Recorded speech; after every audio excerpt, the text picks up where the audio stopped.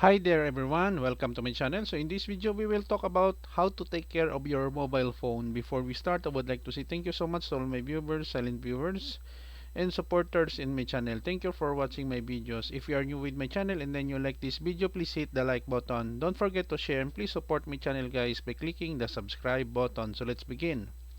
How to take care of your mobile phone. Taking care of your mobile phone is important to ensure its longevity and optimal performance. Here are some general tips to help you maintain your device. Number 1. Use a screen protector in case. Apply a screen protector to prevent scratches and protect against minor impacts. Use a durable case to provide additional protection from drops and accidents. Number 2. Keep it clean. Wipe the screen regularly with a microfiber cloth to remove fingerprints, smudges, and dirt.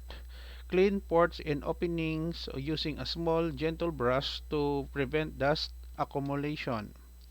3. Avoid extreme temperatures.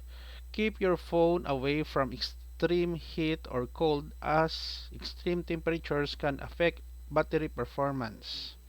Number 4. Charge properly. Charge your phone using manufacturer's recommended charger and cable.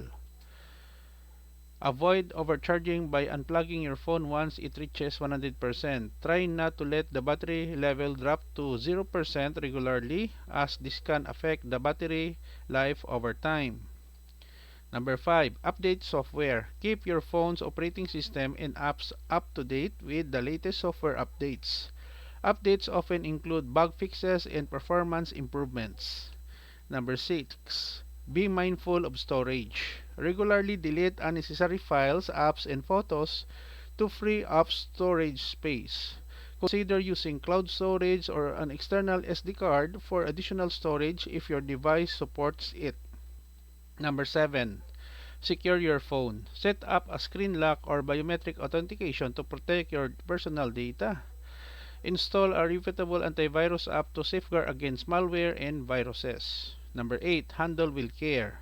Avoid dropping your phone or subjecting it to unnecessary shocks. Be mindful of where you place your phone to avoid accidental damage. Number 9. Use a quality charger. Use chargers and cables from reputable manufacturers to avoid potential damage to your phone's battery. Number 10. Back up regularly. Regularly back up your important data either to the cloud or a computer to prevent loss in case of damage or malfunction. 11. Limit exposure to water.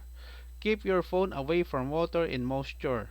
If your phone is not water resistant, consider using a waterproof case. 12. Read the user manual. Familiarize yourself with your phone's user manual for specific care instructions provided by the manufacturer.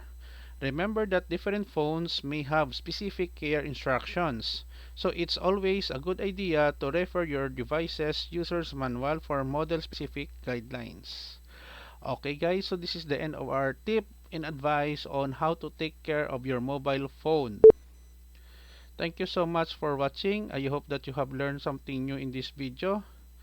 Don't forget to like, share, and please support my channel guys if you're new by clicking the subscribe button. See you in the next video tutorial guys. This is your friend Jake saying bye bye for now.